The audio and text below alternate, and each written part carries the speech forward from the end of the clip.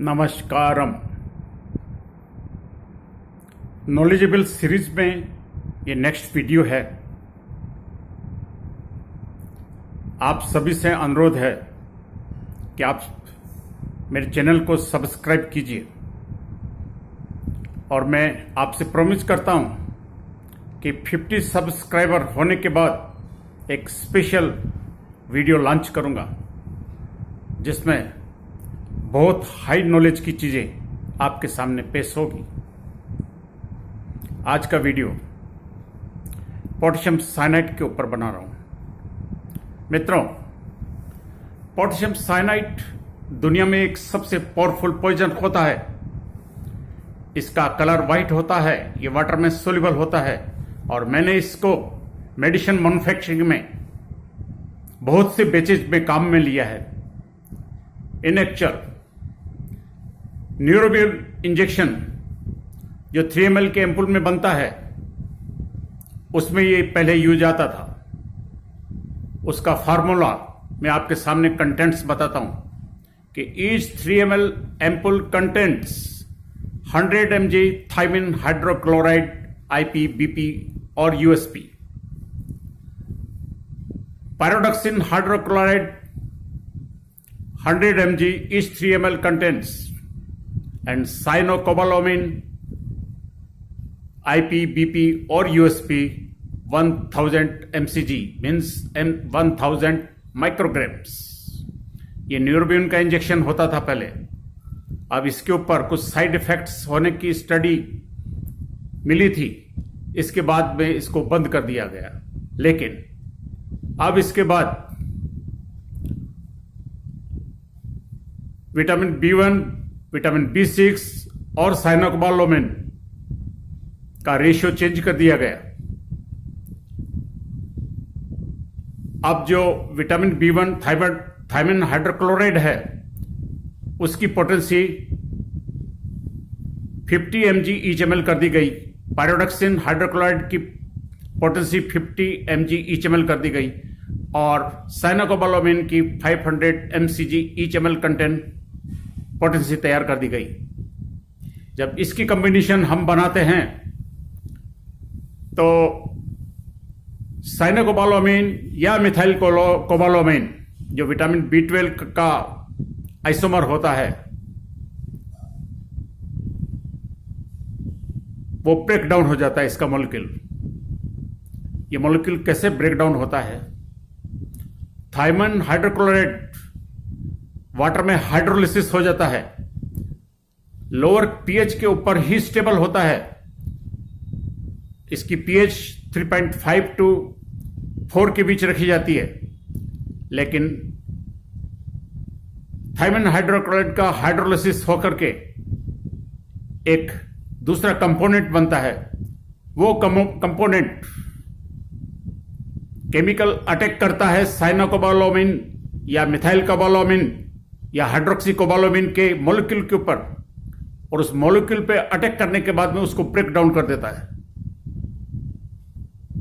उस break down को रोकने के लिए दुनिया में सारे साइंटिस्टों ने बहुत वर्क किया जो मेडिसिन के साइंटिस्ट हैं।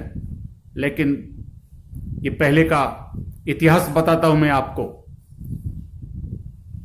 कि किसी भी केमिकल इस रिएक्शन को रोकने के लिए उपयुक्त नहीं पाया गया और फिर पोटेशियम साइनाइड का उपयोग किया गया। मित्रों, पोटेशियम साइनाइड दुनिया में सबसे पावरफुल पॉइजन है। जितने भी स्नेक्स वगैरह और ये स्कॉर्पियोज, बिच्छू वगैरह होते हैं उनसे भी स्ट्रॉन्गेस्ट पोटेशियम साइनाइड होता है। पोटेशियम साइनाइड कहते हैं कि जहरीले स्नेक्स के अंदर भी होता है। पोटेशियम साइनाइड यदि बॉडी के अंदर चला जाता है तो डीएनए ब्रेकडाउन हो जाता है। मित्रों, पोटेशियम साइनाइड के ऊपर साइंटिस्ट, रसायन विज्ञानी जब काम करता है तो उसको बहुत दिक्कतों का सामना करना पड़ता है। पहले तो रियल चीज ये मैं बताऊं कि जब मेरे सामने भी पोटेशियम साइनाइड पहली दफा लाइफ में आया तो उसको वेइन करना ही बहुत डिफिकल्ट हो गया था। मुझे 14 ग्राम्स पोटेशियम साइनाइड वे करना जरूरी था। किसी रिएक्शन को करने के लिए, तो वो 14 ग्राम वे करने के लिए मैंने 3 घंटे प्रिपरेशन की। मेरी बॉडी के ऊपर कोई भी जगह मैंने छोड़ी नहीं, उस सबको कवर किया।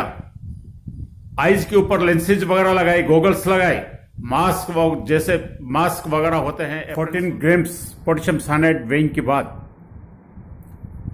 केमिकल रिएक्शंस की तैयारी की गई और 12 आवर्स के लिए फ्लास्क के अंदर वाटर फॉर इंजेक्शन लेकर के साइनोकोबालामिन को सोल्यूबल किया गया और पोटेशियम साइनाइड को ऐड किया गया। 12 आवर्स की रिएक्शन के बाद फिर मैंने इस सॉल्यूशन को सेकेंड पार्ट ऑफ इंजेक्शंस के साथ रिएक्ट करा करके और पीएच स्टेबल की, प्रिजर्वेटिव्स ऐड किए और फिर मेम्ब्रेन फिल्ट्रेशन की तैयारी की। सेकेंड डे मेम्ब्रेन फिल्ट्रेशन के बाद में इस इंजेक्शंस को स्टेराइल एरिया के अंदर फिलिंग किया गया, एसेप्टिक कंडीशंस को मेंटेन करते हुए। जब ये पहला बैच बनकर के तैयार हुआ, फिर उसकी सारी ट्रायल्स वगैरह की गई कि कहीं कोई परेशानी नहीं खड़ी हो जाए कि साइनोकोबालामिन के साथ फ्री पोटेशियम साइनाइड नहीं रहना चाहिए।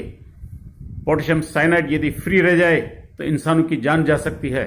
लेकिन मैंने पहले ही रिएक्शंस की टेक्नोलॉजी, थ्योरेटिकल